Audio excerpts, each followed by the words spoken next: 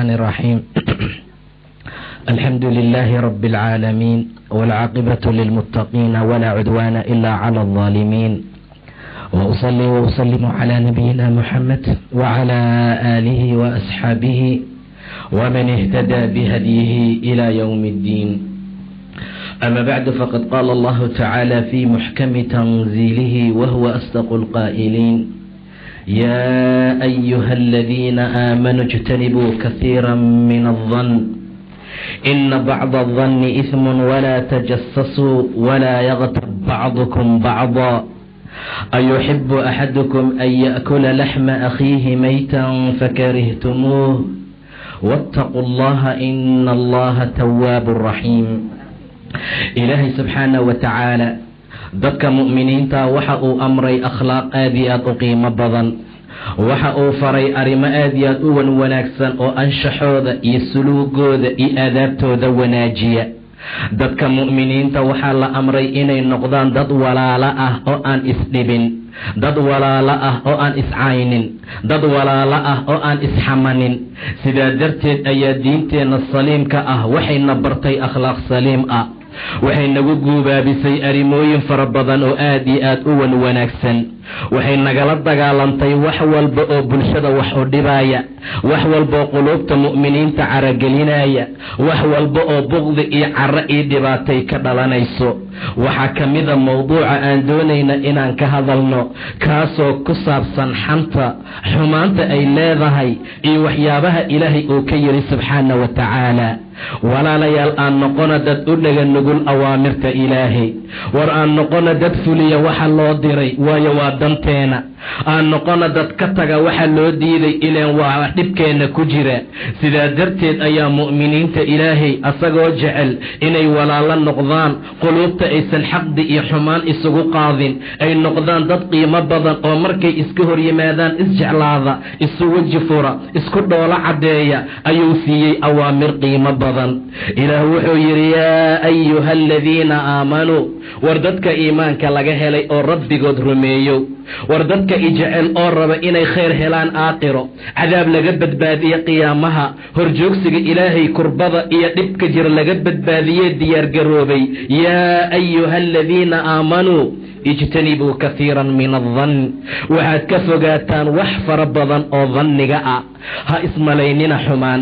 war khayr iyo waxyaabo kale isku daniya. sidaa darteed ayuu ilaahay na amray inaan ka fogaana waxa lagu magacaabo malaha. malaha haddaad aragtaan waa waxa lagu hadlo waxa ugu been badan,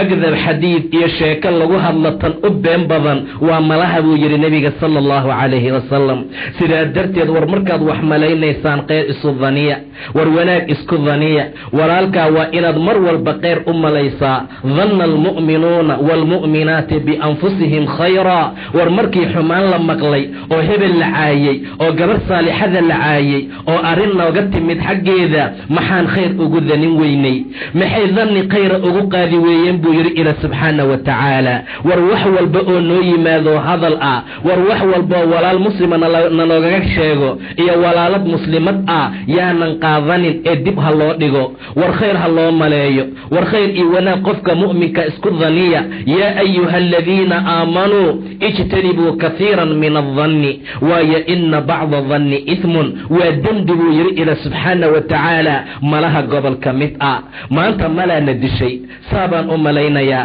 xataa haddaan khayr isu danin lahayn oon isku malayn lahayn, wanaag baa la gaari lahaa. war hadal kastoo qof walaala kaaga yimaada, walaalkaa waa inaad 27 iyo in la eg oo khayra aad u daniso. wax buu kaa sheegay, arrin baa kaaga timid, xumaan baa kaaga timid, saa ulama jeedina saabu ula jeeday dhe. war dhanka khayrka la aad, war mar walba dhanka khayrka u soco, war mar walba dhanka khayrka fiiri. sidaa darteed ayuu ilaah yidhi danniga gobol ka mida waa dembi, waa ismi ee walaa tajasasuu. waxaana la barayaa akhlaaqdii fiicnayd, waxaana loo diidayaa waxa dhibaatada nooga imaanayso. war dadka mu'miniintow ha isjaasuusinina, war waktadii mid kale intuu hadalka ka qaada ka kale yuu ugeynin. war jaasuusnimada iska daaya, aad bay u dhib iyo xumaatab leedahay. walaa tajasasuu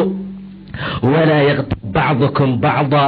قبل كن يوسن قبل كلا حمنين والمؤمنين ولا لا تهينها اسحمنين والمؤمنين ولا لا تهين حظها وحيابها اسكدايا وأغوى خلق الطبيعة سيئة أوحن وأرين أنفعنين ووحد باتلقو جارو أذيكو جارسينيسا ضد بلن بيت باتك جارسينيسا حنت اسكدايا ولا يغتب بعضكم بعضا إلهي مثل أيوئي سبحانه وتعالى أساقو حمانتا إي قبيحة إي قبحة حنتا أي لاذاي أساقو النوع عبرية أيويري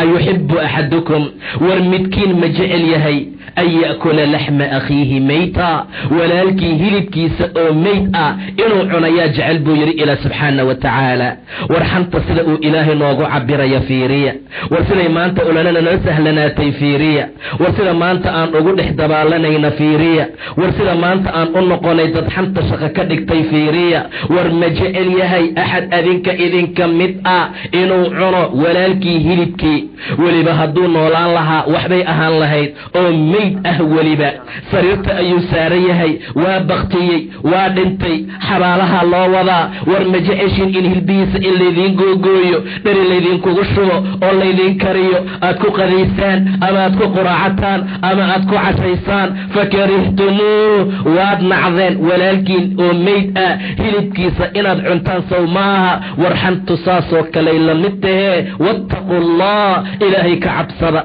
ورساطوا نعذين ونعا warsaad u diideen u diida war xanta ka durqa oo ka fogaada sidaa darteed ayuu ilaah yiri ma jecel yahay axad idinka mid ah inuu cuno walaalkii hilibkii oo meyd ah fakarihtumuu waad karaahsateen oo waad nacdeen ilaahay ka cabsada ilaahay waa tawaab haddii hore aad u xamateen wax oo aad tooba keentaan shuruudihii toobada aad la timaadaan ilaahay aad u soo rujuucdaan qofkaad xamateen aad ka istixlaalataan ood ka dembi dhaaf weydiisataan ilaahay waa tawaab إلهي والتوبة أقبله الله وإذن كسو النقل سبحانه وتعالى هدنا إلهي والرحيم والنحارس بدنه وإذن نحارسنا يا سيدا درتد ولا ليالحن تؤد بشنيح أطهي وأرين آديات أحن قفك وحنتا قيمة إيا وناك ملها رسولك صلى الله عليه وسلم ما أنت حسنات كيني ولا وضقاتي ما أنت وراقي حسنات كنوغو قرنا ضد كان حمنا قاتي وحاسف سفاحت حسنات كإذن كو قرن إلى الصدى نبي وحيري صلى الله عليه وسلم ما لنت قيام الرجل أما قف أيا لا إيمانيا مر الله لمرك لسوء استاجي إلهي هرتيسا أيا وحالو ديبا يا كتاب كيسي warqadii laga qoray iyo wixii saxaafta ahaa ayaa gacanta laga saaraya foo arki maayo xasanaad wax wanaag oo farabadnaa ee uu sameeyey ayuu ka weynaya wixii xasanaada oo ugu qornaa ayaa meesha ka maqan markaasuu oranaya ilaahi rabbigeeyow midaan warqadaydii ma aha war saaxiibtii aniga lay qoray ma aha rabbiyo say wax u jiraan waayo waxyaabo fara badan oo taacaad ah oo cibaadaad ah oo khayr badan ah oo aan sameeyaa ka maqan rabbiyo waa laygu qaldamaan moodaa warqadaantaydii ma aha sababtu waxay tahay xasanaadkiiyo baacaad iyo khayraad aan sameeyey ayaanan meesha uga jeedin waxaa loo oranayaa ina rabbigaa wax ma lumiyo mana ilooba subxaana wa tacaala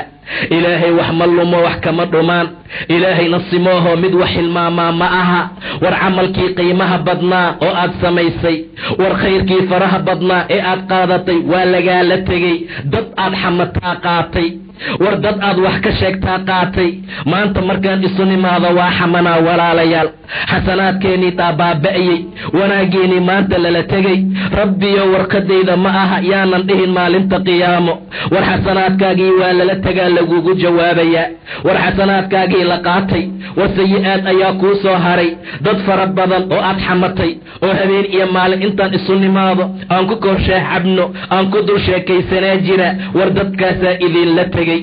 intaa ka bacdi nin kalaa la keenayaa warqad ayaa la siinayaa waa kitaabkiisii wuxuu ku arkayaa taacaad fara badan xasanaad fara badan wuxuu oranayaa ilaahayow kan kitaabkaygii ma aha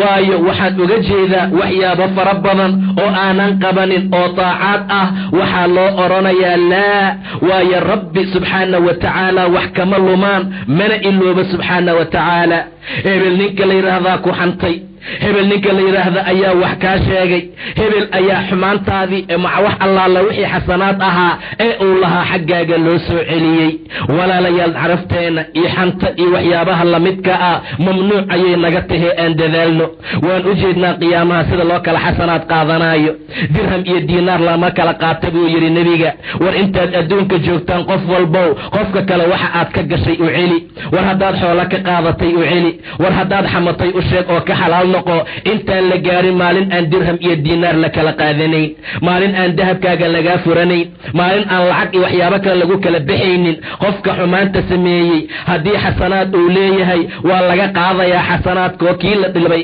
ama dulmiga lagu sameeyaa xasanaadkiisa la siin. haddii laga waayo xasanaadna ka kalaan sayi-aad laga weynaynine inta laga soo qaadaa dusha laga saarayaa. dhibaato aad iyo aad u weyn ayay noqotay. war yaanan dad islaameed u shaqaynin, war xumaan aan samayna darteed yaan xasanaadkeenna loo qaadanin. walaalayaal akhrinta qur'aanka faraha badan, taacaadka faraha badan, salaadii faraha badnayd, cibaadaadkii faraha badnaa, wacdigii in badan aan dhegaysanayni xasanaadka alla nooga qoray. war qof gurigeeda joogta, nin gurigiisa iska jooga yuusan kaa furanin. war xasanaadka ilaalsadasaan xoolaha u ilaalinayno. war sayi-aadka iska ilaaliya, mar walba khayrkii wanaagga ku dadaala. maca daalika saasay xiyaamuhu noqonaysaa, saasaa loo kala baxayaa. walaalayaal aan diinta iyo taacaadka ilaahay ku dadaalno. war xaaraan baa waxyaabo badan ay naga yihiin. war qofka muslimka qofka kale dhiiggiisa iyo maalkiisa iyo sharaftiisa inuu wax u dhimo waa ka mamnuuc. nebiga ayadoo xajka la jooga ayuu yidhi ina azanaana zamankii wuxuu ku soo laabtay hay-adii iyo hanaankii uu ahaa, waayo in badan bay wax ka kala badbedeleen. sidaa darteed zamankii sidiisii ayuu ku soo noqday maalintii samaawaadkii ilaahay ay arlada rabbi uu abuuray sida uu ahaa. sanadku waa 12 bilood buu yidhi nebiga. waxaa ka mida 4 xurmo leh oo dilka iyo dagaalku uu mamnuuc yahay. 4 sharaf leh ayaa markaa ka mid ah bilooyinka. 3 way xiriiraan buu yidhi nebiga sala allahu calayhi wasalam. 3 way xiriiraan oo waa dulqacdii, dulxaj iyo bisha muxaram. midna waxay u dhaxaysaa bayna jamaaday wa shacbaan. labada jamaad waa jamaadul-uuli aakhir iyo shacbaanka waa bisha rajabka lagu magacaabo. taasay markaa u dhaxaysaa. sidaa darteed ayuu nebigu sala allahu calayhi wasalam saxaabada su'aal weydiiyey. wuxuu yidhi ayu shahrikum haada, bishaan aan ku jirna waa bishee? war bishaan ma taqaaniin? waxay yidhaahdeen ilaahay iyo rasuulkiisa ayaa ku cilmi badan. nebigu waa aamusay xataa danannaa annahu sayusamiihi bigayri ismih, ilaa aan malaynay inuu ku magacaabayo magaceeda magacaan ahayn. waxaad fahmi kartaa inay garanayeen saxaabada. bisha magaceedu waa yaqaaneen, laakiin aadaab ay nebiga ka aadaab dhiganayaan, akhlaaq ay ka dambeeyaan nebigooda, inay ka horboodaynin ayay u dhaheen ilaah iyo rasuulkiisaa garanaya. nebiga cabbaar ayuu aamusay ilaa aan malaynay inuu ku magacaabayo magaceeda magacaan ahayn. markaasuu yidhi dilxaj miyaysan ahayn bishaan? war bishii xurmada lahayd soo ma aha middaa? war bishii xajka soo ma aha middaa? markaasay yidhaahdeen nacam yaa rasuul allah, haa way tahay rasuulkii ilaahayow. beledkan aan joogna waa kee buu yidhi. waxay yidhaahdeen allah iyo rasuulkiisaa ku cilmi badan. nebigu waa aamusay haddana ilaa aan malaynay magaceeda magacaan ahayn inuu ku magacaabi doono. markaasuu rasuulku yidhi miyaysan beldadii ahayn? war beledkii xaramka sow ma aha? haa baanu nidhi bay yidhaahdeen. maalintan aan joogna waa maalintee? saasuu rasuulku u kala weydiiyey sala allahu calayhi wasalam. intaa ka bacdi ayaa wuxuu yidhi war sida bishaan dhexdiinay xurmo ugu leedahay, beledkan uu xurmo ugu leeyahay, maanta aad joogtaan ay xurmo u leedahay, ayaa dhiigagiina iyo maalalkiina iyo sharaftiinay xaraam idinkaga tahay. ka xurmati yawmikum haada, maalintan xurmadeeda, beledkan xurmada uu leeyahay iyo bishaan xurmada ay leedahay oo kale. war ha isxamanina oo isxurmeeya, war xoolaha ha iska furanina oo isxurmeeya, war dhiigaga ha iska daadinina ee isxurmeeya. saa darteed sharaftii wanaagga ku dadaala, khayrka iyo wanaagga ku socda. war khayrka iyo wanaagga badiya. qofka muslimka mu'minka kale ha ixtiraamo, dhiiggiisa ha ixtiraamo, maalkiisa ha weyneeyo, acraabkiisii sharaftiisana yuusan waxba u dhimin. warwaan idin soo gaarsiiyey ma idin soo gaarsiiyey haabay dhaheen yaa rasuul allah nabiga gacantuu kor u taagay markaasuu yidhi allaahumma fashhad ilaahu markhaati iiga noqo ilaahayow markhaati iiga noqo inaan u sheegay waxaa isxamanina nebiga idinkala dardaarmay sala allahu calayhi wasalam saxaabadu ayaa waxay dhaheen yaa rasuul allah malghiiba xantu maxay tahay markaasuu ugu jawaabay dikraka akhaaka bimaa yakrah waa walaalka oo aad ku sheegto wuxuu karahsanaayo walaalka oo aad ku dhahda hadal uu nacaayo waa walaalka inaad ku dhahdo wax qaab daran saa darteed waa walaalka oo aad ku sheegto waxaan daayiq markaa u ahayn iyo wax markaa uu nacaayo saxaabadu waxay dhaheen rasuulkii allow waxa aan walaalkay ama walaashay ku sheegayo hadday ku sugan yihiin ka waran rasuulku wuxuu yidhi waad xamatay sala allahu calayhi wasalam haddaysan ku sugnayn ka waran waad ku been abuuratay waa buhtaan waa been abuurad buu yidhi nebiga sala allahu calayhi wasalam sidaa darteed waxay ku sugan yihiin iyo waxaysan ku sugnayn waan isugu darnay buhtaan iyo ifki iyo been abuurad ayaa loo kordhiyey war shaqada waxaan maanta shaqo ka dhigana aan iska dayna walaalayaal war dadka islaamkaa da'biya caade ay leeyihiin ma aha xanta war wax lagu yaqaana gabar muxajabaa ma aha war wiil ahludiina waxaan lagu yaqaanaa ma aha war dadka ixtiraam iyo qiimay naga mudan yihiin war muslimiinta inay isu duceeyaan ayaa la amray inay ceebaha isku qariyaan baa la amray qof allaala qofkii qof muslima ceebtiisa u qariya ilaahay baa adduuniya aakhira u qariya subxaana wa tacaala war qof allaala qofkii qof mu'min ah kurba ka fayda ilaahay baa ta qiyaamo ka fayda subxaana wa tacaala war qof walbaaba qofkii walaalkii danihiisa ka shaqeeya ilaahay baa dantiisa iyo xaajadiisa uga shaqeeya subxaana wa tacaala aadaabtana la baraya fiiriya wanaagga ilaahayna amraya fiiriya subxaana wa tacaala in allaala intaan walaalahen xaajaadkooda iyo danahooda qaban lahayn waa dhibnay in allaala intaan imaani lahayn oo khayr iyo wanaag aan ku sheegi lahayn waan xamanaynaa in allaala intaan khayrkii wanaagga isu dardaarmi lahayn shartii xumaantaan isu dardaarmaynaa rasuulku haddaysan ku sugnayn waxaad ku sheegaysa waad ku been abuuratay buu yidhi waxaad la timid iftaro waxaad la timid buhtaan sidaa darteed dadka xaaladoodu ay sidaa tahay cadaab buu ilaahay u ballanqaaday waaladiina yu'duuna almu'miniina waalmu'minaat bigayri ma iktasabuu faqad ixtamaluu buhtaanan wa isman mubiinan been abuurad bay xambaarteen buu yidhi ilaahay waxay ambaarteen oo ay qaateen been abuurad iyo dembi cadiim ah war dadkii muslimiinta haw dadaala war khayrka iyo wanaagga badiya ilaahayna in badan ka caabuda oo khayrkii wanaagga ku dadaala rasuulka abaadar ayuu la hadlay markaasuu yaa abaadar iyaaka waalghiiba xantaan kaaga digaya waxyaabo fara badan baa la amray waxaa ka mid ahaa ghiibada inuu iska ilaaliyo waayo way ka adag tahay zinada way ka dembi adag tahay sababtu waxay tahay buu yidhi nebiga axadka marka uu zinaysto uu rabbi u tooba keeno ilaahay toobada wuu ka aqbali oo cid kaloo dembi dhaaf u weydiisanayaa ma laha amaa xanta waxay u baahan tahay marka ilaahay cafis la weydiista ka gadaal qofkii la xantay in loo tago waxaad kala kulmi doontid ma ogid war dadka mu'miniinta icraafkooda iyo sharaftooda daaya war luxuumtaan dadkee la cunaya iska dhaafno war waxaan maantaan caadada ka dhiganay aan iska dayno war waxaan maanta carabkeena ku fududaaday aan iska ilaalino wallaahi in badan waxay dadka cadaabka ku galaan waa carabka waxa cadaabka lagu mutaysta waa carabka subax walba xibnaha ayagoo khushuucsan yay hoos imaanayaan carabka markaasay leeyihiin ittaqillaah war carabow ilaahay nooga baq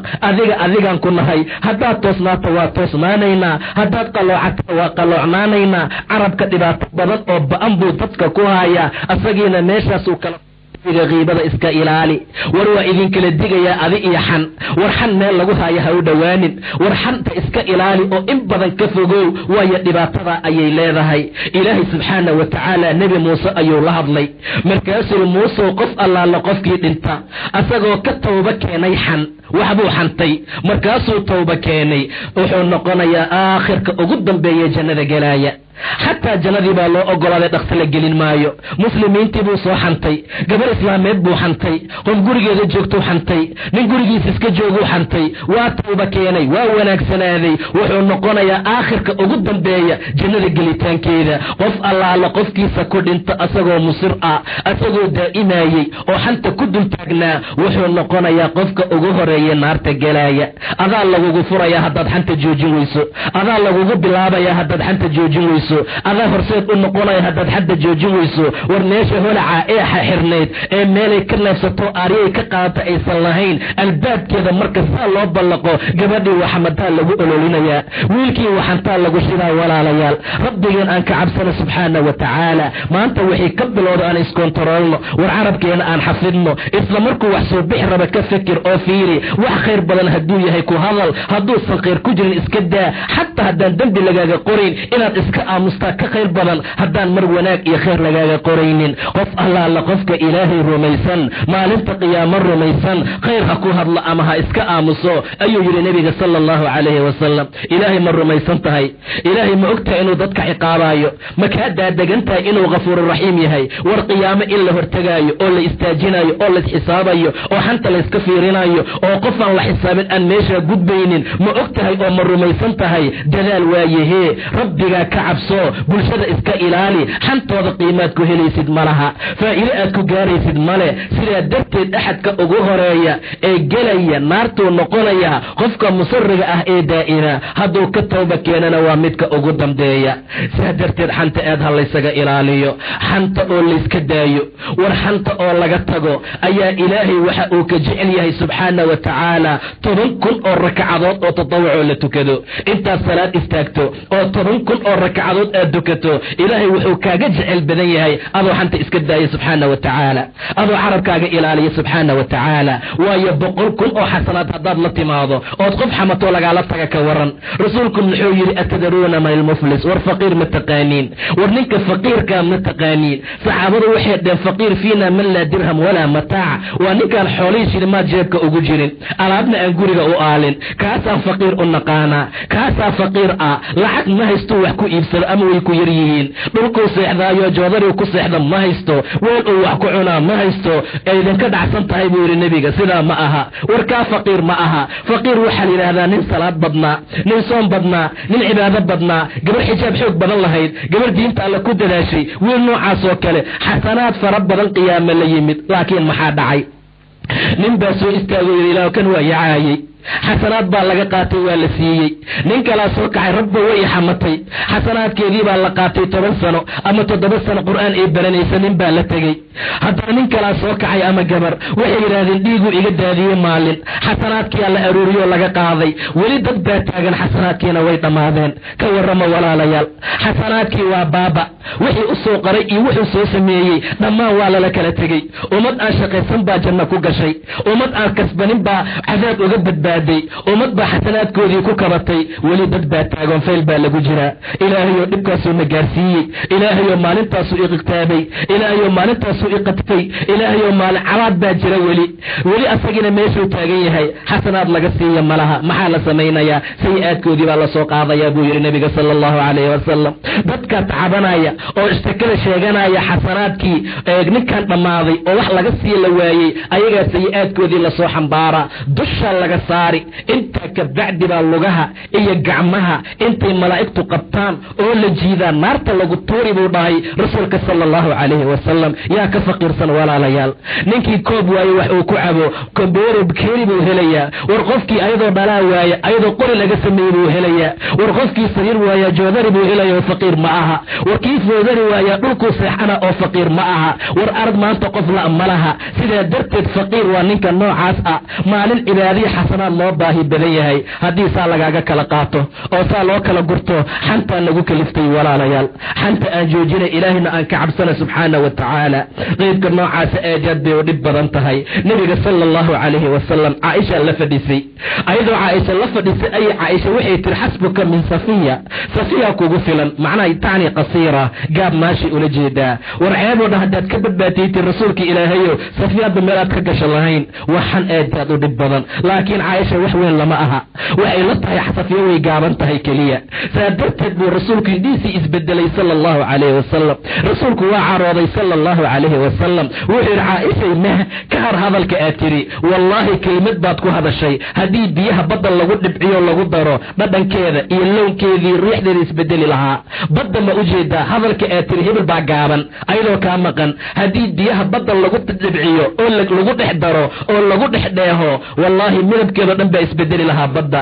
waxaa isbedeli lahaa urkeeda, waxaa isbedeli lahaa dhadhankeeda, qubxiga iyo qurunka iyo urka ay leedahay kelimada aad ku hadashay caaishay jooji, war caaishay ha u laabanin, caaishay mar damba ha dhihin. rasuulku waa ka celiyey sala allahu calayhi wasalam. caaisha maxay tiri? way gaaban tahay keliya. caaisha maxay ku sheegtay Safiya waxay ku sugan tahay? caaisha maxay sheegtay xumaanay u qabta ma aha. saa darteed baa carro iyo buqdi aan isku qabna darteed xantasaan u bilowno, yaa maalinta dambe markaan soo noqon waxaan isleenahay xaggee baynoo maraysay, heerkaasaan maraynaa walaalayaal. shalay xaggeynoo maraysay, shalay xaggaan maraynay, yaan shalay ka sheekaynay, yaan maanta ka hadalnaa, hiblaayo ma gaarnay. xaalad noocaas ah. hal maalin bay tiri Safiya gaaban, biyaha badda isbedeli lahaa walaalayaal. hal maalin bay tiri Safiya gaaban, dhadhankooda isbedeli lahaa. jooji buu rasuulku yidhi sala allahu calayhi wasalam. haddaba walaalayaal dadaala, ilaahay ka xishooda subxaanahu wa tacaala.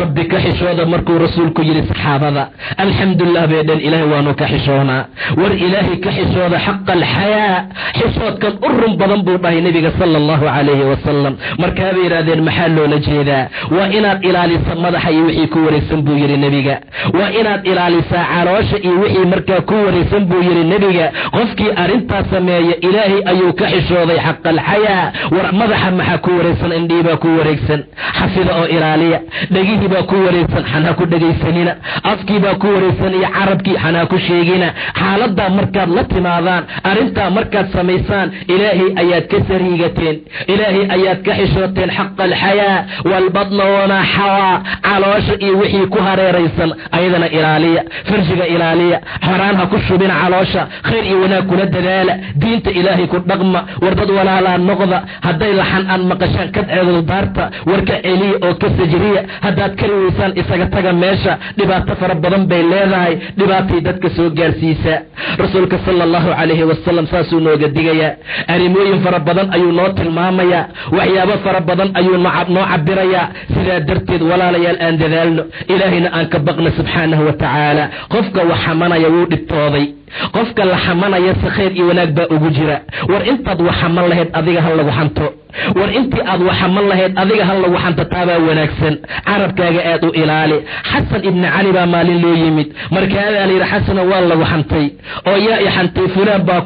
ayaa ku xantay. intuu soo qaatay weel uu ku riday waxyaabo fara badan oo hadiyad ah ayuu u diray baa ninkii markaa xantay. ninkii xantay ayuu u diray, waayo wanaag buu u sameeyey, xasanaad buu u kasbay, khayr iyo wanaag buu u arkay, wanaag buu u sameeyey. hadiyada iigu geeyey buu yidhi, xasanaad buu ii shaqeeyey. war nin wanaagsan buu ii noqday. war qofkii la xantaa wanaagsan intaad wax xaman lahayd. maantoo dhan meeshaasaad fadhisaa, shaydaan baa ku alalaynaya. kuwa kaloo shayaadiin aan wax dhaaminoo shaydaana insiyaal ah yaa kuu qoslaaya. waxyaabo badan bay kuu samaynayaan, kaa celin maayaan, war jooji ku dhihi maayaan, carabkaaga kaa xafidi maayaan. sidaa darteed in badan iska ilaaliya walaalayaal. khayr fara badan ayaa la gaarayaa. rasuulka mimbarka koray maalin sala allahu calayhi wasalam, waa dhawaaqay sawdkiisa kan u dheer oo codkiisuu kor u qaaday. markaasuu yidhi yaa macshara man aamana bilisaani, war qolada dadka carabka ka rumeeyey ilaahay oo walam yafdi aliimaan, iimaanka aan u daadegin qalbigooda. war dadka carabka ka rumaysan oo aan weli qalbiga ka rumaynin, ha dhibina dadka mu'miniinta ah, ha caayina buu yidhi nebiga sala allahu calayhi wasalam. war ka ilaaliya oo ha ku xamanina ee dadka mu'miniinta ah, ha raacraacina cawraadkooda. war dadka mu'miniinta cawraadkooda in la raacraaca ma aha. xanta waxay la mid tahay adigoo dadka mu'miniinta cawraadkooda raacraacaya. sidaa darteed ha raacraacina dadka mu'miniinta cawraadkooda. wallaahi buu yidhi nebiga, qof allaala qofkii qof mu'mina cawradiisa raacraaca ama walaalkii muslim ah, ilaahay baa cawraadkiisa dabagelaya subxaanahu wa tacaala. ilaahay ayaa kaa daba qaadanaya subxaana wa tacaala. war ummadan aan shaqada ka dhiganay shaqo kale aan ka raadsano. war subxaana allah iyo tasbiixda aan badsano. war dadkan walaalaheen ah oo habeen iyo maalin ceebtooda aan raadinayno, oo xantooda aan ku jirno, oo aan xamanayno, oon dhibaatada gaarsiinayno iska ilaaliya. wallaahi haddaad raacraacdaan ilaahay baa cawraadkiina raacraacaya. qof allaala qofkuu ilaahay cawraadkiisa raacraaca ilaahay wuu fadeexaynaya, ilaahay wuu ceebaynaya. walow fii jawfi raxli, gurigiisaba ha lagu ceebeeye. maalin maalmaha ka mid waa lagu ceebayn. xataa adigoo aqalkaaga daaqilka ku dhex jira yaa fadiixa kugu dhacaysa. war ilaahay si uusan cawraadkeena u raacraacin, war ilaahay si uu noogu naxariista subxaanahu wa tacaala, war ilaahay agtiisa saan khayr iyo wanaag ugu gaarno. walaalayaal aan khayr fara badan ku dadaalno, aan wanaagga aad iyo aad u badino, aan diinta ilaahay aad iyo aad u qaadano, aan noqono dad diinta ilaahay ka run sheega, aan noqono dad khayrkii wanaagga ku dadaala. xantu waa qurun walaalayaal, xantu aad iyo aad bay u foolxun tahay, xantu waa waxaan wanaagsanayn, xantu waa shay aad iyo aad u foolxumo badan. ilaahay sida uu cabiray waan ogeynaa, waan u jeednaa oo waan aragnay tusaalaha uu naga siiyey. walaa yaktab bacdukum bacda, war gobolkiin gobolka kale yuusan xamanin, war ha isxamanina walaalaa tihiine, war waxaa iska sheegina walaalaa tihiine. mu'minka waa hal jasad oo kale, war jasadka waaxidka ayuu la mid yahay. isma caayaan, isma la qabeeyaan, waxba iskuma sheegaan. xaaladaha noocaasoo dhan way iska ilaaliyaan. xubin hadday xanuunsato inta kale way soo wada jeedaa, xubin markay xanuunsato inta kale oo dhan way la wada qayb qaadanaysaa. mu'miniin noocaas ah noq, ilaahay baad agtiisa khayr iyo wanaag ka gaaraysaan, oo khayr fara badan aad ka helaysaan, oo ilaahay agtiisa khayr iyo wanaag idinka xaalada noocaasa ogaada. sidaa darteed ayaa waxaa la tilmaamaa ilaahay khalaa'iqda dadka uu ugu necbiya almuqtaab inay yihiin dadka waxanta. ilaahay ummadda wuxuu ugu necbiya dadka waxanta, wuxuu ugu necbiya dadka xanta faraha badan leh, dadka xanta aan joojinin. ilaahay dadkaasuu ummadda ugu necbiyahay. war ha noqonina, war ilaahay usoo rujuuca, aan iska dayno oo taacada ilaahay aan ku dadaalno. xantu hadday saa u xumaatay oo qudxiga iyo qurunka ay leedahay, waxaa jirta majaalis fara badan oo wax lagu xanto. waxaana loogugu talagalay majaalista haddii aan tagno ama aan fariisano oo xan lagu bilaabo oo walaasha lagu cunayo hilibkeeda ama walaalkaa hilibkiisa lagu cunayo inaad difaacdo ama aadan markaa ka qaybgelin. sidaa darteed ayaa qofka mu'minka ah waxaa loogu talagalay inuu walaalkii mu'minka u gargaaro. rasuulku wuxuu yidhi sala allahu calayhi wasalam, qof allaala qofkii u gargaara walaalkii bidahri lghayb asagoo maqan, ilaahay ayaa adduuniya aakhira u gargaaraya subxaanahu wa tacaala. jooji dhe walaal hadalka aad bilowday. wallaahi haddaan maanta isqaban lahayn oo tiiba afkeeda xan ka soo baxa naga aamus walaal la dhihi lahaa, faa'iidaa imaan lahayd. laakiin waan kala xishoonay, laakiin waa isku qosolnay, laakiin waa isku taageernay, laakiin mid kasta ka kale ayuu gacan ku siiyey. xaaladda noocaasa looma baahna. dagaalkii tabuuka markii loo baxay, cabaar markii la aaday, wiilashii ka haray dagaalka Kacab ibni Maalik baa ka mid ahaa. marka cabaar la socday nebiga Kacab wuu tabay, maayo bilowgii la baxayay ma uusan tabin oo dadka aad u badnaa, xataa diiwaangelin laguma samayn karin. cabaar markii tabuuka la tegay la fadhiisto yidhi nebiga, ma facala Kacab ibnu Maalik, muxuu sameeyey? aawe ninkii Kacab ahaa nin fiican buu ahaaye, war weligii dagaalkama harina, aawe xaggee buu ka baxay? nin baa soo istaagay, markaasuu yaa rasuul allah, waxaa xabisay 2 goo qurux badan uu iibsaday. intuu garbaha saartay iyo fiirfiirin uu garbihiisa fiirfiirinayo, wuu isla tacajubayaa, wuu isla weyn yahay, saasuu isu qaadqaadayay. arrintaasaa xabistay. saxaabi meesha joogay ayaa hadlay oo yidhi, bi'sa maa qulta, hadalkaad ku hadashaa baas leh, war hadalkaaga hadal fiican mehe naga daa. wallaahi ayaan ku dhaarnay rasuulka ilaahayo, kuma ogin ilaa khayr mooyaane wax kale. khayr ayaan ku ognahay. Kacab wuxuu ku maqan yahayna ilaahay baa garanaya subxaana wa tacaala. nebiguna wuu iska aamusay sala allahu calayhi wasalam. sidaa darteed walaalayaal isqabta, aan isu kaalmayno. unsur aqaaka daaliman aw madluuman, walaalkaa u kaalmay ama daalim ha ahaado ama madluum ha noqdo. hadduu daalim yahay oo la dulmiyo, dulmigaa laga celinaa. madluum hadduu yahay daalim yahay ka warrama, dad buu gardaraysanaya, dad buu rabaa inuu dhaco, dad buu rabaa xoolaha inuu ka qaato, dad buu xamanayaa. see loogu kaalmaynaya? ma la qosolnaa? ma la qaadnaa? ma isu samaynaa? rasuulku muxuu yidhi, gacanta ka qabo, ka xajiz, ka celi, ka reeb dulmiga uu ku jiro buu dhahay nebiga sala allahu calayhi wasalam. kuuma habboonay daadhe walaalay, waan kuu ducaynaynaa, waxaa naga daadhe walaalay, hadal fiican noo bilowdhe. war wax lagu hadlaa ka badan intaan hilbaha dadka cuni lahayn. habeenkii la dheelmiyey buu yidhi nebiga, rag ayaan arkay ciddiyo naxaas ah leh, wejiyadooday ku diirayaan, way ku baabi'inayaan, hoos bay u soo jiidayaan, suduurtii laabtay ku xuqayaan, waa ku googoynayaan buu yidhi, dhiiggiibaasaa uga daadanaya. aad baan uga naxay. markaasaan idhi, maa haadaa yaa jibriil, kuwaa maxay sameeyeen jibriilow? war ninkaa xaalki camalkiisa muxuu yahay waa kuwa hilbaha dadka cunabaa laygu yidhi ayuu yidhi nabiga sala allahu calayhi wasalam hilbihii dadka maanta dhammaynay walaalayaal hilbihii dadka maanta waa la cunay walaalayaal wax loo iman iyo wax kale ma jiro xanna lagu cunay dhibna lagu sameeyey dhiigoodana la daadiyey xoolahooda la iqtaabtay gabdhihii muxsanaadkaa la caayey dhibaato kasta lagu sameeyey sidaa darteed walaalayaal aan isqabano war in allaale intaan joogno aan isqabano dib aan isku celino aan noqono dad qiimo iyo wanaag badan ee afka ha laga adkaado rasuulka waxa ugu badan ee ay dadku naarta ku galaan baa la weydiiyey waa afka iyo farjiga buu yidhi afka iyo farjiga ayaa ugu badan in badan way dhici kartaa qofka inuu xibinta farjiga ilaalsado alla u cismeeyo laakiin afkiibaa maanta laga ammaan la'yahay haddaan shirki ka celinay haddii tawxiidka lagula hadlay haddii khayrkii wanaagga lagu sameeyey xantiibaa maanta laga ammaan la'yahay ummadda oo dhan qof ka badbaaday maanta yar ama jirinba qof ka badbaadaa jira dadkii hor nin kamida saalixiinta ahaa wuxuu ahaa nin aad wax u xantaa waa cibaado badnaa waa khayr badnaa laakiin carabkii buu celin waayey carabkii baa iska soo baxaaya ilan waa jixmi fudan yahay waa fudud yahay saasoo u kala dhaqdhaqaajin keliya sidaa darteed buu yidhi mar allaala markii aan waxanto mar allaala markaan waxanta buu yidhi cibaado unbuu isku goob yeelay inuu wax samaynaayo xantii wuu joojin waayey markaa kabacdi buu nadar ku galay wax mar allaala markuu waxanto inuu sadaqa bixiyo intaa wuxuu doonaya inuu xanta kala dagaalamo war jaanib kastaan u marna saan aafida isaga ilaalin lahayn war cudurkaan nagu wada dhacay saa isaga daaweyn lahayn dhakhtar kastaan u raadsano war diin kastaan u marno war ilaahay aan ka barino subxaana wa tacaala war hab kastoo aan uga badbaadi karna xantaan waana dhibtay wayna gubtay wayna olosiisay mashaakil fara badan qiimo fara badan bay nagu reebtay waa isku kayn dirtay hebel baa wax kaa sheegay hebel baa saa ku lahaa heblaayaa saa ku lahayd weliba haddii laysxanto waxa kaloo dhibaato jirta inta la qaadaa habshii loo geynaya dadkii bay ku dhexamanaysay wadkii buu ku dhexamanayay waa la joogay waa la qaaday qofkiiba fadhigiisa loogu geynaa oo la odhanaya wax maanta lagu yidhi ma og tahay anigu waan iska aamusnaa waxba kuma darsan laakiin hiblaaye saasay ku yidhaahdeen markaasaa buqdigii batay caradii batay kala jeesigii batay rasuulku wuxuu oran jiray sala allahu calayh wasalam war axad kale hadal yaan la iigaga keenin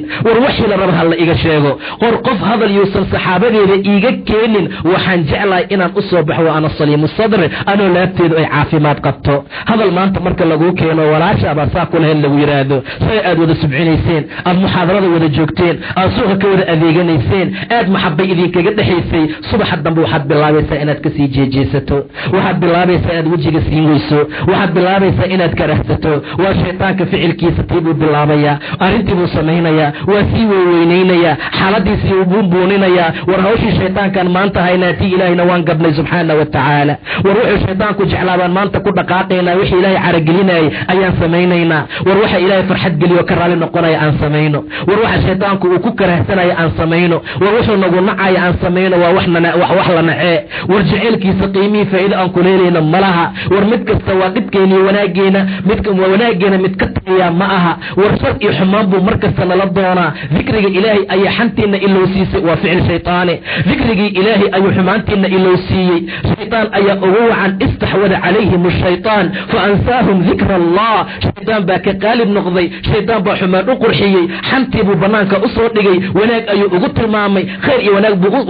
uga dhigay dikrigii ilaahay ayuu ku ilowsiiyey buu dhahay ila subxaana wa tacaala xisbi shaytaan bay noqdeen firqa shaytaan bay noqdeen jameeco shaytaan bay noqdeen jameecada shaytaanka waa khaasiriin waa la khasaarayaa walaalayaal dhibaato fara badan ayaa la gaarayaa bacdamay sidaa tahay aan dadaalno oo ilaahay aan u soo laabano subxaana wa tacaala oo khayrka iyo wanaagga aan badino oo ilaahay diintiisa aan xoog u qabsano qofka waxyaabaha xanta ka badbaadiya waa in badan inuu ilaahay xusaa subxaana wa tacaala shay baa laga yaabaa inaad ku hadasho xan aadan u malen xanna kugu ah rajulku wuu hadlayaa hadal buu ku hadlayaa markuu hadlo u fiirsan maayo buu yidhi nebiga sala allahu calayh wasalam xasanaatuhu wanaag ah u malayn maayo waxa uu ka gaaray inuu gaarayo markaasuu raadayaasha ilaahay ku gaarayaa qof waa xamanaya walaalo iska daa haddaan dhahna wax weynna lama aha balse waxaa laga yaabaa inaan raadayaasha ilaahay ku helno inaan janno ilaahay ku gaarno subxaana wa tacaala qofaa laga yaabaa hebel waa sidaa ama heblaay waa sidaa inuu yidhaahdo aanu arkin waxa uu ku gaari doono inuu ku gaarayo oo 70 sano uu kugu hoobta naarta jahannama salgeeda buu tilmaamay nabiga sallallahu alayhi wasallam haddaba walaalayaal aan ilaahay u soo laabana subxaanahu wa tacaala aan khayrkii wanaaga badino dad mu'miniina oo dhab ah oo isjeceloon isxamalin aan noqono war dad mu'miniin ah oo khayrkii wanaaga ku dadaala aan noqono taasaa ilaahay agtiisa wanaag iyo qiimo aan ku gaaraynaa yaanan dhex fadhiisan maxalaadka xanta haddaanan celinaynin hadday dhacdo meel ilaahay aayaadkiisa lagula jeesjeesayo oo xumaan lagu dhex samaynayo hala fariisanina buu dhahay ilaah subxaanahu wa tacaala xataa yakhuuduu fii xadiisin hayrih ilaa sheeko kale ay galaan ama isaga soo kaco ka soo tag ama qofkii ka sajri oo ka celi ama se xumaanta waxyaabaha lagu samaynayo walaalkaa difaac saddexdaa mid ahow qofku waa inaad ka celisaa ood ka mancisaa waxyaabaha uu ku socday xanta ah waa midda koowaad amase waa inaad walaalkaa difaacdaa oo meesha ka maqan si ilaahay kuu difaaco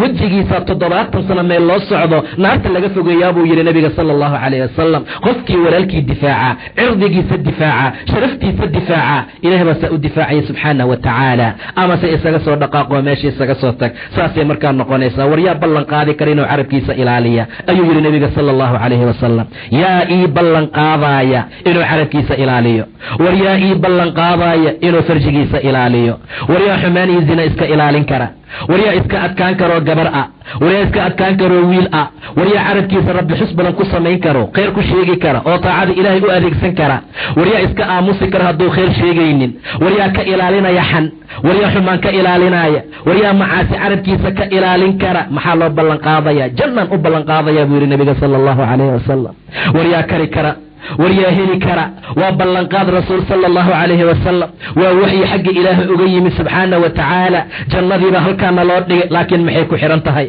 jannadiibaa meeshaana loo furay maxay ku xihan tahay jannadii ayaana loo ballaqay maxaan ku gelaynaa inaan carabkeena ilaalino maxaan ku helaynaa labada lafgardaan waxaa udhexaysa in la ilaaliyo war yaa ballanqaadaaya oo maanta damaani kara saacaddan wixii laga bilowda inuu aamuska badinaayo war saacaddan wixii laga bilowda inuu khayr miya wax kale ku hadlaynin war hadday shar ka dhacda tawba u degdegay ileen bani aadam baa la yahee hadday xan afkiisa soo marta isla markii celin kara carab baa lagu sameeyey ilkaa lagu celin karaa bushimi baa lagu sameeyey waad isku qaban kartaa war hadduu hadalku fida yahay aamusnaantuna waa dahab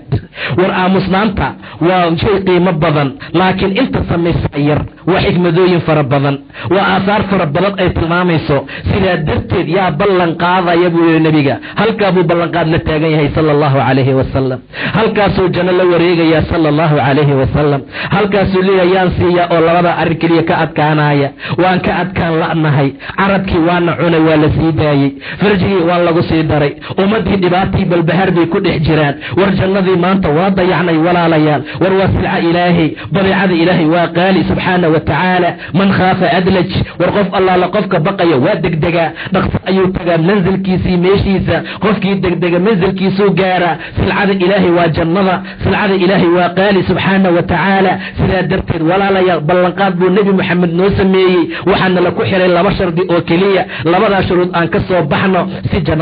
ballanqaadkii nebiga uu noogu dhawoobo salawaatullahi wasalaamun calayh si ballanqaadkaa nebiga aan u helno si aan wanaagga iyo khayrka iyo sharafta u gaarno aan aad iyo aad ugu dadaalno caado aan ka dhigna inaan aamusno haddaan aamusi kari weyno caado aan ka dhigana inaan khayr ku hadalno haddaan khayrku hadli kari weyno waa inaan sharta ummadda ka ilaalinaa saddexdaa mid un aan noqono walaalayaal hal la bara marka hore carabka wixii la baruu noqdaa haddii xanta in laga ilaaliya la barana wuu bartaa haddii in lagula hadlo la bartana waa mataqaanaa wuu baranayaa sidaa darteed ayaa dadkii hore dikriga ilaah markii ay badiyeen oo ay wax badan ilaahay xuseen carabkii uu la qabsaday meel ay fadhiisteen ma jirta ilaa ilahay bay ku xusayaan subxaana wa tacaala heer waxay gaareen markii suulidaha iyo musqulaha ay galaan ay rabbi ku dhex xusaan subxaana wa tacaala sababta carabkii baa ku leylsamay markaasaa inta qirqa afka la geliyo ama qori afka la geliyo waxyaaba noocaasa intay ku dhex jiraan suulida saysan oga soo baxsan dikriga ilaahay say xanta maanta nooga soo baxsato yaa xuskila uga soo baxsan jiray subxaana wa tacaala saan xumaanta maanta ugu hadalno yay khayrka ugu hadli jireen say u barwaaqoobeen uu ilaahay janno ugu bishaareeyey yaan abaar iyo dhibaato iyo walbaar ku jirnaa cadaabna noo sii dambeeyaa walaalayaal xaaladda ha lagu dadaalo ilaahayna ha laga baqo subxaana wa tacaala xantu waa xaalad noocaas oo kale ah waa arrintaasaa loogu talagalay xaaladeedu waa sidaa sifadaasay leedahay qof allaala qofkii la yimaadana cadaabka adag ayuu ilaahay siinaya subxaana wa tacaala wax uga khasaaro badanna ma jiro wuxuu soo tajahuday oo leel soo tukaday oo soomay isniin iyo khamiis oo khayraad badan sameeyey oo 10 juz iyo 20 juz iyo qur-aankoo dhan uu ku soo xifdiyey heblaayana ay qaadatay markaa la tagtay waa khasaaro mubiin ah oo markaa cad saa darteed xasanaadka ilaalsada taacada ilaahay ha lagu dadaalo khayrkana ha la badiyo dhowr mar ayaa suuragala in wax la xaman karo sida diinta laga soo qaatayba haddii xantu ay sidaa tahay mamnuuc u tahay walaalayaal oo arrinteeda ay sidaa taho aan soo tilmaanay waxay xani tahay waxa aan ka helayno oo cadaab ahna aan saa u ogaanay dhowr mar ayaa laga soo istisnoodaa oo la yidhaahdaa waa shay mubaax ah oo markaa bannaan marka ugu horaysa waa qof allaala qofkii dulmi sheeganaya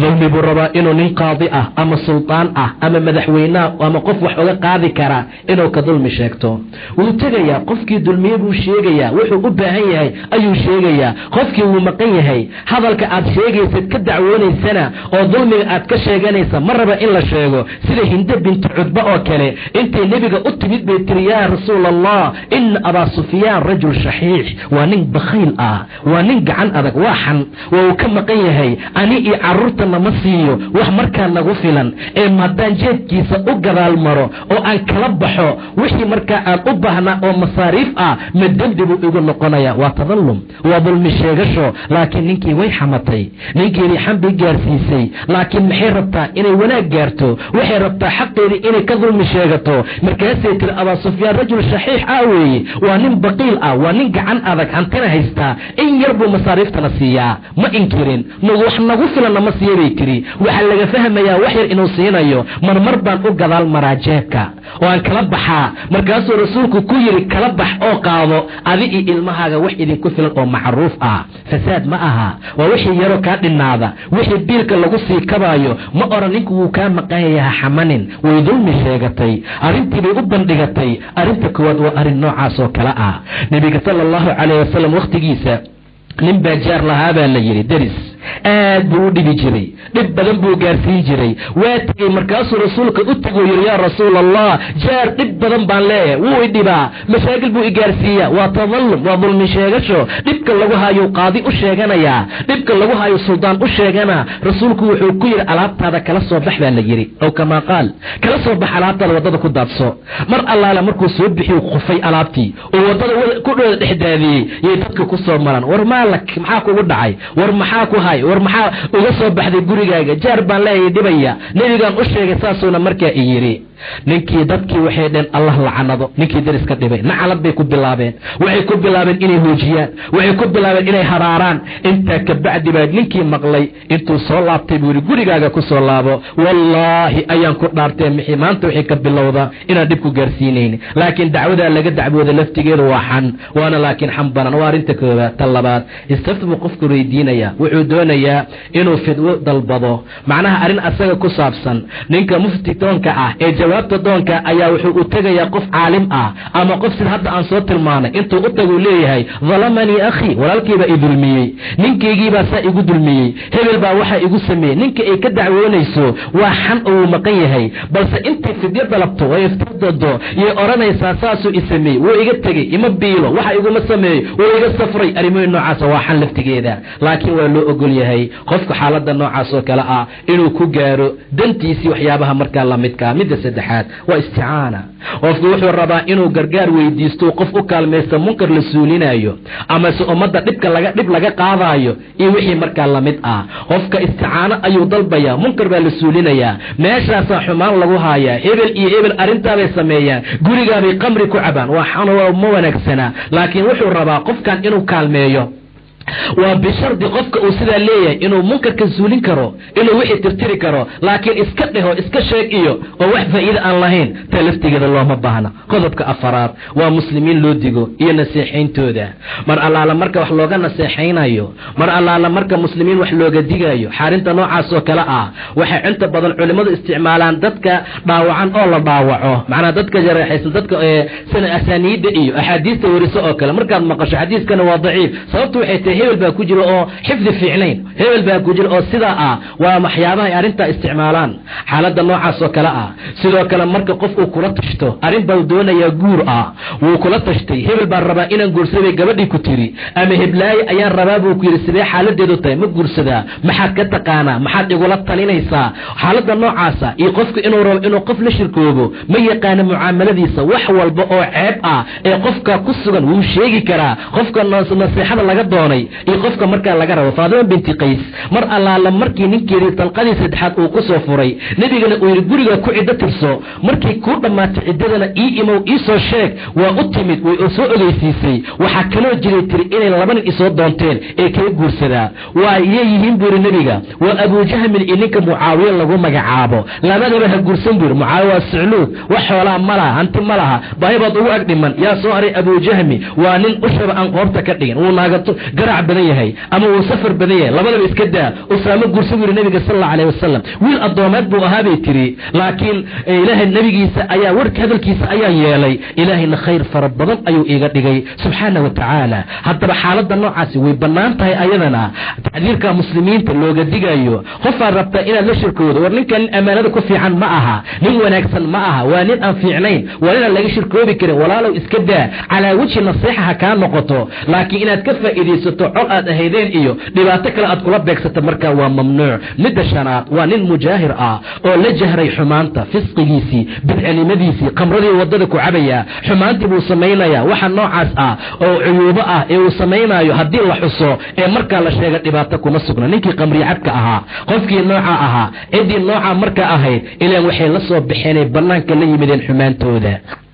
taana wax dhibaato markaa kuma jiro sidaa darteed ayaa ilaahay subxaanahu wa tacaala oo saxaaladaha haddii la rabo in wanaagga lagu gaaro uusan dhib markaa uga dhigin waata rasuulku uu mar yiri hebel iyo hebel diinteena waxay ka yaqaaneen markaa ma laha ilaa ayagaa la soo banbaxay rasuulkuna xadiis buu ku tilmaamay ummadayda oo dhan waa la cafinayaa ilaa dadka xumaanta la jahra maahane dadka xumaanta banaanka ula soo baxaa markaasaa lagu yiri nebiga yaa waay mujaahiriinta markaasi waa qof camal qabanaya habeenkii waa baryaya asagoo ilaahay u asturay subxaanahu wa tacaala laguma ogaanin ilaahay ma qadaree waad baxday xumaan baad gashay qofku ogaatay ma laha ilaahay baa u qariyey uma yusbix waa bariisanaya yakshif sidra allah calayh wixii ilaahay dushiisu qariyu dilaacinaya waxaasan sameeyey arrintaabaan ku dhacay qofka saa ula jahraya xumaanta asagana dhibaato male qodobka lixaad wuxuu noqonayaa insaanka macruuf waxa uu ku yahay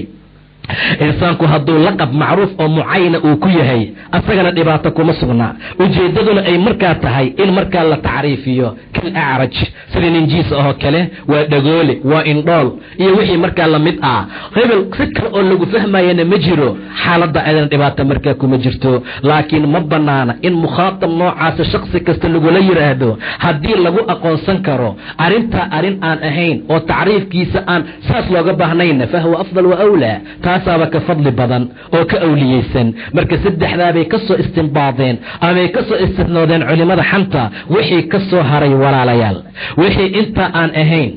laftigeeda intii laga warwareegi karaa laga warwareegaya oo la furi maayo albaab noocaas ah sidaa darteed inta ka soo haray xoog la isaga ilaaliyo taacada ilaahay lagu dadaalo xantaan maanta aan hawsha ka dhigana aan isaga naseexayno war qof allaala qofka ku naseexay waa qofku jecel waa qof wanaagaaga raba anoo xam bilaabay maanta aamus haddii laygu dhaho waa laga yaabaa inaan buqdi u qaado qofkii aamusiyey laakiin wallahi way ii dadaashay wallahi waxbay ii tartay wallahi arrin bay iga xortagto xumaan iyo cibaado darro iyo xasanaad laqaati cadaab ahaa waa laga yaabaa inaan xumaan u arko inaan xaqdi u qaado wallahi qofka noocaas xasan waanu tilmaanay abaalgud buu siin jiray xaaladda noocaas markii ay dhacdo haddaba walaalayaal diinta islaamku waa diin dhab ah waa diin xaq ah akhlaaqdayna baraysa waan u jeednaa inta aan tilmaanay haddaan ku dhaqanno, inta aan tilmaanay haddaan ku camal falno, bulshada oo dhan way wanaagsanaanaysaa. wax isku caroonaya la heli maayo, wax dhibaato isgaarsiiyaa la heli maayo. mu'miniinta walaala dhabay noqonayaan, mu'miniinta way isjeclaanayaan, mu'miniinta way isu ducaynayaan, khayr fara badan ayay gaarayaan adduun iyo aakhiro. sidaa darteed walaalayaasaan cadaabka dhibka badan uga korno. xantu waxay ka mid tahay camalada cadaabka lagu mutaysto, waxay ka mid tahay arrinta la isku cadaabo, waxay ka mid tahay arrinta adduunkii aakhiro ilaahay qofka caari dhibaato ugu soo jiido. sidaa darteed yaanan caada ka dhiganin, akhlaaqaha fiican aan caada ka dhigano. diinteena waxay kaamishay makaarim alakhlaaq, akhlaaqda makaarimteedii boosaskeeda oo dhan. nebigu waxaa loo soo diray inuu makaarimta akhlaaqda dhammaystiro. asagaa lagu ammaanay wa innaka la calaa khuluqin cadiim, waxaad ku sugan tahay khuluq cadiim ah, waxaad ku sugan tahay dabeecad weyn rasuulka ilaahayow, waxaad ku jirtaa khayr iyo wanaag fara badan. sidaa darteed ayaa aad loo ammaanay. fa bimaa raxmatin min allahi linta lahum, naxariis alle dartii xaggiisa kaaga timid ayaad ummadda ugu jilicsanaatay. ummadda waa u dabacsanaa nebiga sala allahu calayhi wasalam, aan kaga dayano. ummaddu waa soo dhoweyn jiray, aan kaga dayano. ummaddu ma xamin jirin, aan kaga dayano. sidaa darteed buu ilaahay ammaanayaa naxariis alle darti xaggiisa kaaga timid yaad ugu jilicsanaatay. ee walow kunta fadan, haddaad ahaan lahayd mid akhlaaq xun, haddaad ahaan lahayd mid dadka xanta, haddaad ahaan lahayd nin khuluqdiisa ay xun tahay, haddaad ahaan lahayd nin caytama, haddaad ahaan lahayd nin aan lala joogi karin, haddaad ahaan lahayd nin dabiicad khallafsan, walow kunta fadan oo haddana haliida alqalbi, qalbi adag leh, lanfaduu min xawlika, way kaa kala yaaci lahaayeen buu yidhi ilaah subxaana wa tacaala. wax agtaada fadhiista la weyn lahaa, dhammaan way kaa kala ordi lahaayeen. facfu canhum wastakfir lahum wasaawirhum fi lamri faidaa cazamta fatawakal cala allah. sidaa darteed rasuulka ilaahayow iska cafi, facfu canhum wastakfir lahum, ilaahay u dembi dhaaf weydii, arrinta kala tasho, shuur la sameey. asagoo nebigii ilaahay ah sala allahu calayh wasalam yaa la amraya inuu saxaabada dhex galo, oo la faraya oo lagu guuraabina waxaan waxyi lagu soo dejin. ilaahayna amri subxaana wa tacaala inuu kala tashado dadka mu'miniinta ah, inuu la shawro. wasaawirhum fi lamri, amarka kala tasha rasuulka ilaahayo. dad isxantaanaye maxaanu kala tashanaa? dad buqdi colaad isu qabaanaye maxaanu kala tashanaa? walaalayaal, maxaan isugu nimaadaa oo khayr ah? markaan kala tagnaan hilbaheena waxayna wada cunaynaa. hebel saasuu ahaa, heblaaye saasay ahayd, saabaa loo guursaday, xaaladaabay ka dhacday, ayadaa wax doonatay, intay ka dhacday, gurigeeda wax yaala ma laha. waxa maanta howlo laga dhigtay iyo waxa maanta lagu hadlaya qabxigeeda iyo xumaanteeda walaalayaal haddaad aragtaan, waa maalinta nebiga sala allahu calayh wasalam safiya uu kaga tilmaamayay biyaha badda inay doorsoomi lahaayeen. in badan bay biyihii badda doorsoomeen maanta, waxyaabo badan baa ku dhacay. dahara alfasaadu fi lbari waalbaxri, waa laga waayey naxariis wanaag, waa laga waayey baxarkii khayr, waa laga waayey wixii laga cuni lahaa, waa laga waayey wax allaala wixii ku jiray. dhibaatada ka dhex socota fiiri, waa waxaan gacmeena ku kasbanay, waa xumaantaan kasabnay, waa macaasadaan galnay, waa diintaan ka leexanay, waa xaqaan raaci weynay, waa diinta ilaahay aan ku tumanay subxaana wa tacaala. war xantu qabiix waayo walaalayaal. qofkii qof xantiyo u tago ka cafi dalab, iska kii cafi dhe walaalow, intaan aakhirana gaarin. maanta waxay ka bilowda carabkaaga xifdi, walaal carabkaaga ilaali. in badan isxusuusi cadaabka adag ee alla agtiisa yaala, in badan isxusuusi ciqaabka adag ee qofka waxanta lagu abaalmarinayo, in badan xusuusa in xasanaadkaaga la qaadanayo oo ay dadu kala dafdafi doonaan. sidaa darteed ha kugu kalifta arrintaa inaad xanta ka joogsato. yaa ayuha aladiina aamanuu ijtanibuu kaiiran min adanni, war mu'miniinay fogaada, war mu'miniinay ka dhaqaaqa, war mu'miniinay iska ilaali wax badan oo danni ah. wallahi saasaan u malaynaya, wallahi xataa dhannigeena dhanni fiican hadduu ahaan lahaa waxbay noqon lahayd. dhanniga dhanni wanaagsan baa laga dhigaa, weligii dhanni xun ha isku qaadina. war ha ku cayso walaasha, war wax kasta ha kaa sheegto, waxaad dhahdaa owla uma aha, kama suurowdo heblaay inay saa itiraado, walow ha ku dhahda haddii la doonee. wallaahi qofka hadal loo keena haddaan ku celino, qofka xanta xantiisa la joojiyo, kan aan noqono dad saa isugu soo gurmadaa, wallahi khayr baan gaari lahayn, malaa'igtaa noo imaan lahayd, khayr fara badan baa alla agtiisa ka gaari lahayn, shaytaankaa naga carari lahaa. laakiin maanta suu noo jeclaada wuuna nala seexdaa, wuuna nala soo toosaa, wuu noo soo raacaa meel kastoon u socono. sababtu waxaad ka fahmi kartaa ficilada xumaantii aan ku jirno, mashaakilka aan ku samaynayno bulshada dhexdeeda, mu'miniintii naga ammaan la, khayraadkii wanaaggii samayntiisii nagu yaraatay. intaasoo dhanba maxaa kalifaya? war qof walba ceebtaada ku mashquula, ceebaha walaalaha daa. war ceebta adiga aad leedahay ku mashquul. duubaa buu yidhi nebiga, laanjana waxaa iska leh qofka ceebaha dadka kaga mashquulay ceebihiisa. war adaa ceeb lehe ma ogid miya? war أضع عبيسنا مؤجد مياه ورأذيك دباتك جري مؤجد مياه قرمان قارنار هبلاية إيه هبل وإنك في عينيهين وإنك شرف بدنيهين وإنك قيمة بدنيهين ورمر ورد اسكدي أذيك اسكدر ددك الليته ورقفك الحمانة سيظنك حنوق قاضيسو كتير ددك كاسري إنو كميديا هاي ددك كاسر رفض إنو كميديا هاي مرور بإسليد والتواضع سمي وعوس اسكوليد حالة واسدة ورمركا حمانة محان دير تهي ورمركا وحكا شيئا محان دير نهي ورمركا لينا إساسي سميسي أنك هبيل إيمان المعاسي حمان إيو الظلمي إلى الدركو إحجرنا حالة وإنا حسوسنا أرنتا وإنا أغانا ورقلوبت أسكن نظيفينو إلهي دينتيس أن أدوانو ددكا نلبهود أن عنينو وهبيل إيمان أن رشين كدغنينا أن آدي سغا إلالينو أن ربك عبسنا سبحانه وتعالى أثر بالله الماما النبي كانوا سوء أجمل الوقف لو حمانيسا مركو كدقا قوجيف يدمر دنتي أركي يقول يربو يري عنبو يري مركز دين سنعنا رسولك إلهيو واحد سميني سين أو كلوا يبو يري واحد عنيسين ولاليه البهودة واحد عنيسين ولاليه البهودة سلا درتد وحائلين نانتو إذين كقدم بير إلى كعنطان ودباتنا سامانت اللي جرا هدان فهم لهن قبحك قبيحة قرنك دباتنا إلا ذا يحمتا انت اسسامحنو عن خيرك وناقنا كنت ذالي لهن اجتنبوا كثيرا من الظن ويا إن بعض الظن إثم ما له ضل مدين لكن واقعك مدعى ظن المؤمنون والمؤمنات هدي خير لسكم ملايو وشيء وناكسن هبلايو وحا كتيري كالسورة قلي ما يصدق ما أها أذا سكال أسوى فهمي در أيضا دنبا تكلا كتمي ما لندب وحلقو كيني مايو قفي عن بان نقونيسا شرف لي عزي لي مساسي إلهيد ولا لمساسي إتري قفك انت بدل نفيري هذا الكسوق هذا الك انتي سكو مكانه وعبوك سيادية والله إن الله انت لو حنت كلي حتى دينا لو كيني لها